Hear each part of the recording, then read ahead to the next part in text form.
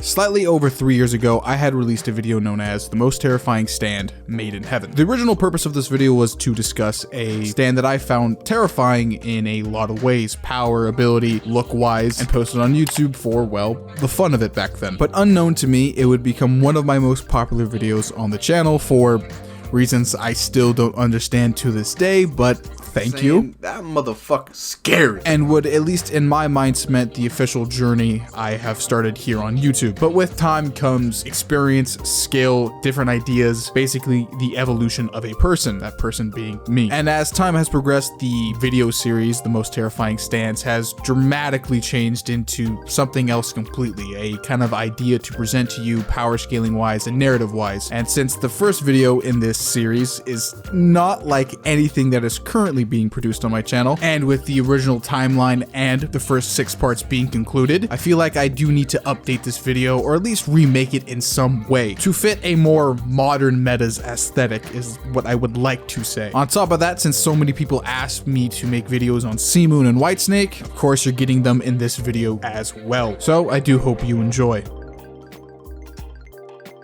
And just like Araki when he's character creating, we're going to first talk about the stand influence and references to the music that Araki likes to put into his stands. And starting chronologically with Pucci's stands, Whitesnake. Whitesnake's name reference would of course be coming from the late 70s band Whitesnake. In specific, their Saints and Sinners album. Why I make this connection is what Pucci represents. Pucci is a Catholic priest, and his stand is, well, the embodiment of everything the church doesn't like. The DNA in its stand design represents kind of an evolution which the church doesn't like the idea of, or at least the older church doesn't like, and an executioner, as it is referenced in the Jojo Veller. Of course, you know, do not kill man, that's kind of one of God's things. Pucci kind of being this like morally ambiguous, gray, false prophet-esque character really kind of ties in with Saints and Sinners, as, you know, saint-like deeds and you're sinning with, you know, partying with rocker girls and stuff like that isn't very Christ-like. Pucci kind of represents, you know, trying to achieve some type of happiness, but like on the offside of that, you have to do all of these sins to eventually get to it. Kind of like the whole like, does the ends justify the means type of esque character slash idea. And on top of that, the song Here We Go Again in Saints and Sinners is kind of the idea of heaven, basically to do something again until you kind of get it right. And speaking about the heaven plan and moving forward, Seamoon. Seamoon is the next evolution with Whitesnake. Of course, Whitesnake eventually evolves to Seamoon thanks to the Green Baby, and is a musical reference to Paul McCartney's Seamoon. And in this case, it's a much easier reference to actually explain. Basically, what the song is trying to get across here is Paul McCartney is in a case where he thinks he's in the right and everybody else is in the wrong, and nobody actually truly understands what he's trying to do slash go through, and to also achieve some type of personal heaven, not the actual heaven, but I could be wrong there. Basically, switch out Paul for Pucci and you basically get the entire plot for Stone Ocean. Pucci is trying to achieve heaven so humanity can be happy, but of course Jolene and crew won't let that happen, of course, because the whole Dio influence. But even then, with the defiance of Jolene and crew, Pucci does end up still achieving heaven, entering Maiden Heaven. And fun fact, that's actually not its original name. Its original name in the original Shonen Jump publication was actually Stairway to Heaven, a reference to Led Zeppelin. On top of the fact that Enrico Pucci's name used to be Roberto Pucci and was also changed. So instead of covering the Queen reference, I'm actually going to be talking about the Led Zeppelin reference, as I feel like it's a bit better and a lot more precise. If you haven't listened to the 8-minute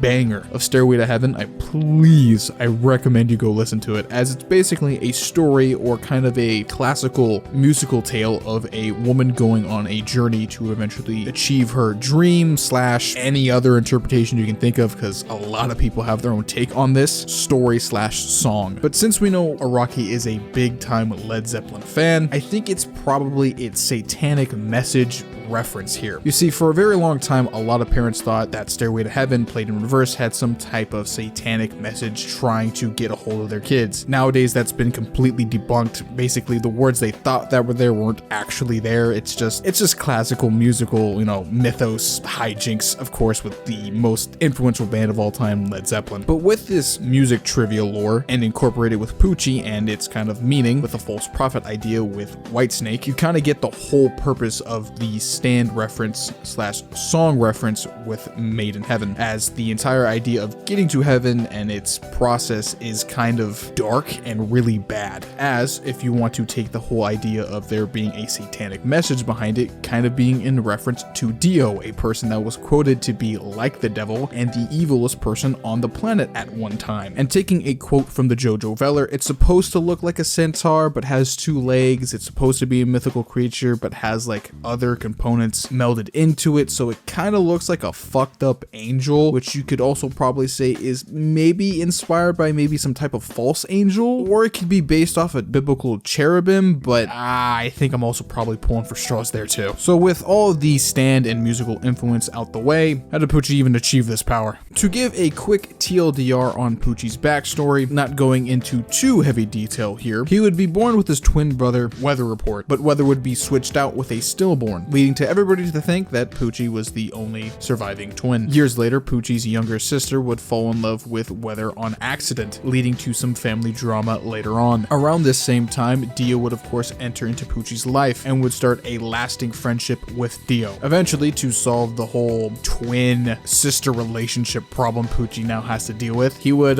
unknowingly contact the KKK, who would eventually figure out that Weather Report's adopted mother married a black man, so the KKK thought that Weather was half black and would beat him half to death. Note, and a correction from my first video, Pucci is not black, but the anime doesn't help that argument. I'm just saying, just to correct my past mistakes, he might be mixed, he might not be. I'm just gonna leave it there. He might be some dark-skinned Italian man. I'm not European. My editor is. He might be able to answer that for you. Perla then would commit unalive because Weather is now unalived, but unknowing to her, Weather actually did survive, and now with the blood of his sister's hands on Pucci, he would accidentally stab himself with stand arrow that was given from Dio and unlock Whitesnake. And since stands work really fucking weird, Weather would also gain a stand, and a confrontation between the two would occur, leading to Pucci's victory. And the rest of Stone Ocean's events play out, eventually leading to the Green Baby, the evolution from Whitesnake to Sea Moon, to eventually Made in Heaven. But before we get to the almighty power that is Made in Heaven, I think we have to start off with Whitesnake and its abilities, as, to be honest, Pucci's stand catalog is kind of fucking busted. You see, Whitesnake is kind of fucking cracked, as it belongs in this weird category of JoJo power scaling in the sense, like, it has a one-shot ability, and it's fucking good. Whitesnake possesses the ability to capture both a stand disc and a memory disc from an opponent. Taking away a stand disc will remove a person's stand, and a memory disc will take a person's memory away. I think it's kind of self-explanatory. By taking away a person's discs, you will literally make a person defenseless and a literal flesh pile, as they have no memory of literally doing anything. It's described in its stand stats, they literally just die, or they are either supported through life support in a comatose state. But in most cases, actually knowing Pucci's history, as he literally has a bag of stand discs, he probably did kill a lot of stand users. Most importantly here, it's the memory disc that's actually the most important. Basically, if they don't have their memory, they are still just in this comatose state where they can't do anything. They're basically useless. If they still have their stand, they can protect themselves, seeing Jotaro as an example, but if Pucci takes away your memory, it's basically game over and a one-shot. But does Whitesnake actually have the speed and power to actually make this ability useful? That is an overwhelming yes. I don't think I need to make a bit here to explain this. It's definitely a yes. On multiple occasions, you can definitely say for a fact, Pucci and Jolene are at least relative, if not Pucci is stronger than Jolene, depending on the scenario. And thanks to Jolene and her meteor feat, she has to be at least somewhere in town level. So if that means if Pucci can confidently say and fight with her for very long periods of time in a disadvantaged state, I would definitely say for a fact that Pucci scales to her, if not above her. I would also like to add here, Pucci does outsmart the group a lot in all of his fights consistently, so I would say he's actually smarter than the entire group as a whole. But that's just in terms of attack potency. What about speed? Yeah, this is where the scaling gets absolutely nutty. There are two speed feats I would like to point out here. One being the fact that Pucci, with Whitesnake, in the beginning of the part is able to out-react Star Platinum the World, a stand that has been consistently throughout a lot of my videos been explained to be massively faster than light. Even in part 6, it actually states in his early stand stat guide that he is faster than light. But the counter argument here is, of course, well, Manhattan Transfer was there was a massive disadvantage on Jotaro's part, so it can't be consistent, or at least be ruled that he is fast as light or massively faster than light in this case, right? Enter the Dio statement, where Dio straight up says Whitesnake could fucking kill him. Note, that's because, you know, Pucci would have the advantage on him because of several reasons, but you have to add like 20 plus years of experience with Whitesnake and how stands do progressively get stronger over time. This could possibly mean a much older Pucci is a lot stronger now. So this Dio statement from earlier is probably pretty consistent and really good. Then you have the light speed snail's feet, which is a weird sentence, I know, but stay with me here, where Pucci begins to explain how weather report works. You know, light rays somehow have subliminal messaging incorporated with them, and they somehow get made into snails for whatever reason. Weather report is weird. Anasui would react to those snails, meaning that Anasui is light speed at bare minimum, and then Pucci proceeds to then beat the shit out of Anasui and weather report at the same damn time, and eventually displays two new abilities, that is, you know, memory takeaway from certain bodily organs, in this case his eyes, and the ability to take people over when inserting Whitesnake into them. I would like to add here at the very end about the goop. With the early introduction of Whitesnake, it is heavily emphasized that Whitesnake is able to produce some type of venom that will slowly corrode down another person's body if touched by the goop. And it's also heavily implied that the goop needs to be there for the stand disc to be used, but eventually as the part continues, that idea is completely thrown out the door, and eventually the goop can become like hard camo for Pucci to disguise Whitesnake in. So it's really weird. Like, I would consider it part of his arsenal, but it's like a really bad like secondhand ability that, to be honest, he really doesn't need, but it's there to be mentioned. So you're looking at a stand with a base power of town level AP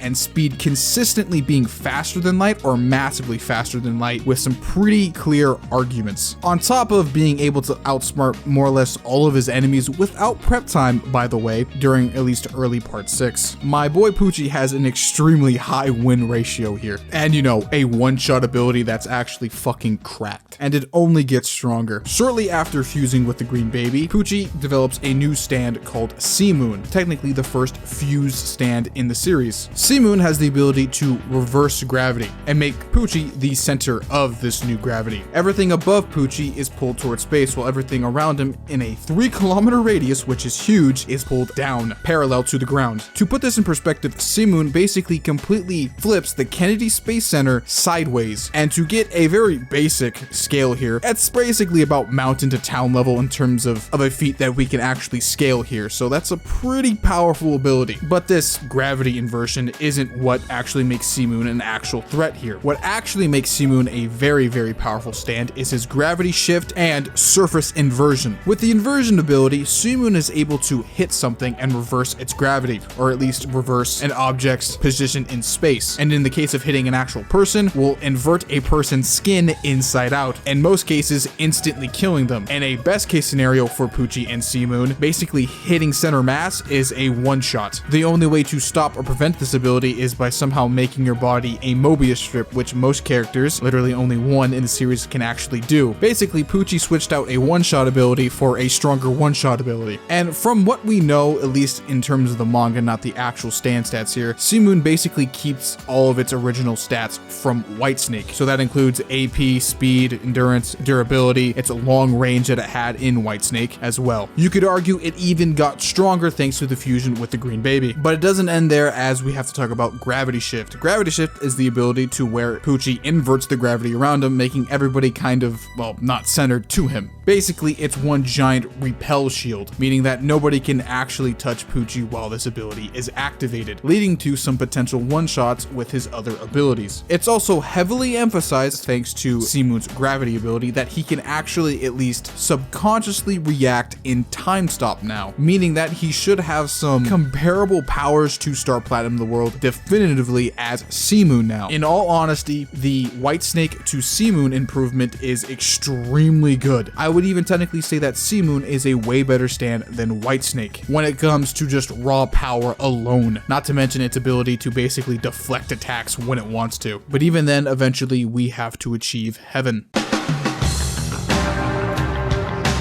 Made in Heaven's ability is slightly complicated, but if I can break it down to the most basics of it, the idea from the original video of the most terrifying stand Made in Heaven still applies here. It kind of acts like a supernatural black hole, or if you want the more scientific take, it is basically based on Albert Einstein's idea / theory of relativity. Made in Heaven is able to use the gravitational power of not just the Earth and the Moon, but basically the whole universe to increase the speed of time. This basically means that Pucci has now become the center of everything, and a super form of time dilation has occurred, making everything around Pucci go infinitely fast till it reaches the end point of the universe, causing the birth of a new universe to form. And why I compare it to a black hole is, well, scientifically speaking here, a black hole basically does the same thing with time dilation, but to a very, very small degree compared to Pucci. And where the supernatural element comes in is basically everything that is considered a life form that has not died can cross over into the new universe. More or less, if actually the super time dilation were to occur, everything would die and everything would reset, but of course Made in Heaven is a stand that has some supernatural elements to it. Now, when it comes to the power scaling of Made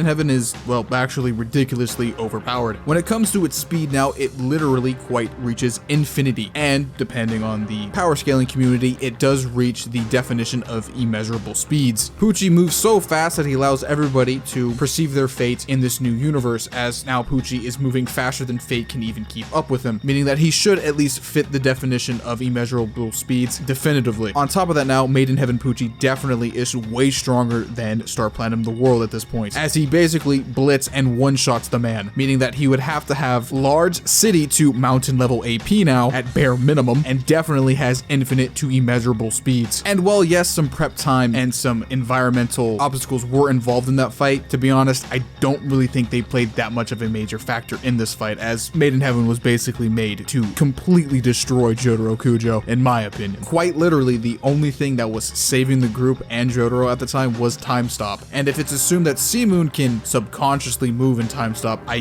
definitely will assume here that Made in Heaven can as well. Fuck, it's even stated that Made in Heaven is as fast as God now, apparently. To describe what Made in Heaven basically does to the universe is he brings it all to an end. And I think the anime captures that idea that I presented in the original video pretty fucking well, I would say. The world, and quite literally everything around you, is crumbling away, fading into existence as the universe quite literally moves infinitely towards the end. And to put you in the case of Emporio, Pucci is basically slaughtering your friends and family right in front of you, as they will not cross over into the new universe, as their current fate has now ended thanks to the hands of Pucci. Everything that you knew and loved is gone now. It is not the same as it previously was. And while yes, the idea of somehow controlling your fate is kinda good, the fact that you won't be able to cherish that new fate with friends and family, at least in this case as Emporio in this scenario, just plainly sucks. Not to mention the fact the entire world, fading into nothingness, and quite literally viewing that would be utterly terrifying and confusing as hell, would probably mentally break a lot of people. Basically, by this point of the video, I think you genuinely understand why Made in Heaven is one of the most terrifying stands in this series, if not definitively, thanks to, I guess, my channel's views, the most terrifying stand. But you're probably wondering, Metas, why is the video still going? Shouldn't it end here like it did in the original video? Well, no, it technically actually gets worse. You see, stands that fit into the evolved stand category usually, and actually definitely, for whatever reason, keep their past abilities in their arsenal. Examples here would be, well, technically Star Platinum the World is still Star Platinum, thus Act 4 can still use its previous act forms, D4C Love Train can even use its previous abilities, and it is to be assumed that a stand like Soft and Wet Go Beyond can still use its abilities like Plunder and everything else. Even a stand like Gold Experience Requiem can still use Gold Experience's powers and abilities, heavily implying even with a Heaven stand like Made in Heaven, it should still be able to use its abilities from Whitesnake and even C-Moon, would mean a Composite Pucci would be incredibly busted. And while yes, there is speculation that maybe some Whitesnake powers were shown at the very end with Pucci and Emporio's fight, but anybody can actually place a stand disc into themselves / a memory disc, so it's still up in the air. To be honest, you'd only ever use this Composite Pucci in debating arguments, but it's still fun speculation regardless. So I hope you enjoyed this redux / remaster of my original video. I genuinely think I did improve it massively, so for anybody watching up until this far, thank you. So that's going to be the end of the video. Like, comment, share, subscribe, follow me on Twitter, stay hydrated. See you in the next one, ladies and gentlemen.